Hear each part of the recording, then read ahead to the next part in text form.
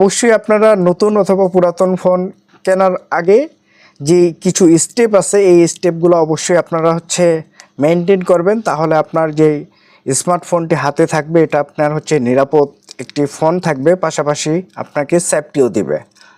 দেখেন, unofficial phone যদি আপনি কেনেন অনেক সময় আপনি বিপদেও পড়তে পারেন। আসসালামু আলাইকুম এভরিওয়ান, আশা করি আপনারা সকলেই ভালো আছেন। আলহামদুলিল্লাহ, আমিও ভালো আছি আল্লাহ পাকের অশেষ মেহেরবানিতে। নিশ্চয়ই আপনি আজকের ভিডিওর টাইটেল এবং থাম্বনেল দেখে অলরেডি খুশি হয়ে গেছেন, কারণ আপনারা যারা নতুন ফোন অথবা পুরাতন ফোন কেনার আগে কিন্তু আমাদের আইএমইজি নাম্বার এবং বর্তমান সময়ে কিন্তু নতুন যারা স্মার্টফোন কিনতেছে আপনাদেরকে কিন্তু বিটিআরসিতে এই ফোনটি নিবন্ধন আছে কিনা, তো এই বিষয়টা আমাদেরকে ভালোভাবে জানতে হবে। তো প্রথমেই আমি আপনাদেরকে একটা জিনিস দেখাতে চাই। আমার যে স্মার্টফোনটি আছে এটা আমরা কিন্তু চাইলে আমাদের ফোনের যে আইএমই নাম্বারটা আছে এটা কিন্তু আমরা খুব সহজেই ডায়াল করে কিন্তু বাইর করতে পারবো কিবোর্ডের মাধ্যমে। তো প্রথম আমাদেরকে যে কাজটা করতে হবে, প্রথমে স্টার, তারপর হ্যাশ, তারপর 06, তারপর আবার হ্যাশ দিলেই কিন্তু আমাদের যে আইএমই নাম্বার এটা কিন্তু বাইরে হবে। তো বাইর হওয়ার পর সিম্পল আমাদেরকে ছোট্ট একটা কাজ করতে হবে। এখান থেকে এই যে আইএমই নাম্বার যেটা আছে আপনার এটা কপি করতে হবে 79 পর্যন্ত।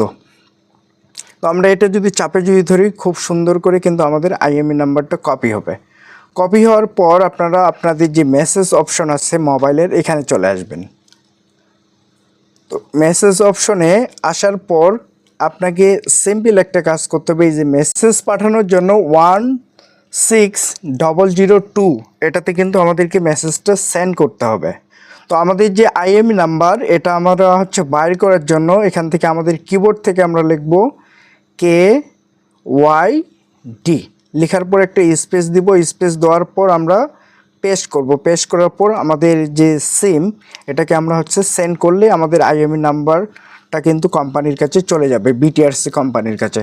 এবং আপনার ফোনটি নিবন্ধন আছে কি না বিটিআরসির সাথে এটা আপনি তাৎক্ষণিক মেসেজের মাধ্যমে কিন্তু পেয়ে যাবেন।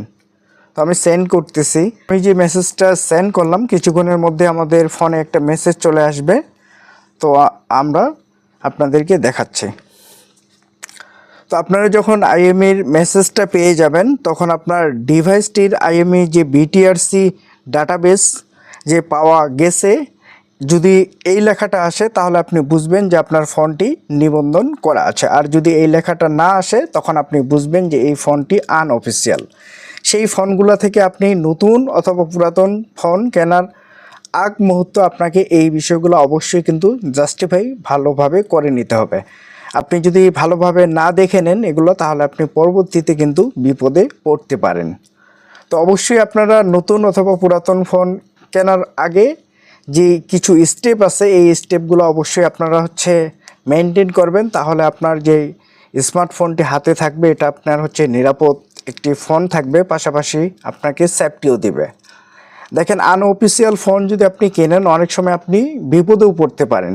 যেরকম আপনার ফোনটি যদি চুরি হয়ে যায় বা যে কোনো মাধ্যমে যদি কোনো কিছু একটা ঘটে যদি যায় তাহলে কিন্তু পুরা দায়ভারটা কিন্তু আপনার উপরে আসবে। বা ওই ফোনে এর আগে যদি কোনো ক্রাইম করা যদি থাকে এই ঝামেলাগুলোও কিন্তু আপনাকে টানতে হবে। তো এই সকল ঝামেলা আমরা যদি এড়াইতে চাই তাহলে অবশ্যই আমাদেরকে নতুন অথবা পুরাতন ফোন কেনার আগে অবশ্যই বিটিআরসিতে ডিভাইসটি নিবন্ধন করা আছে কিনা এই বিষয়টা জানা খুবই জরুরি।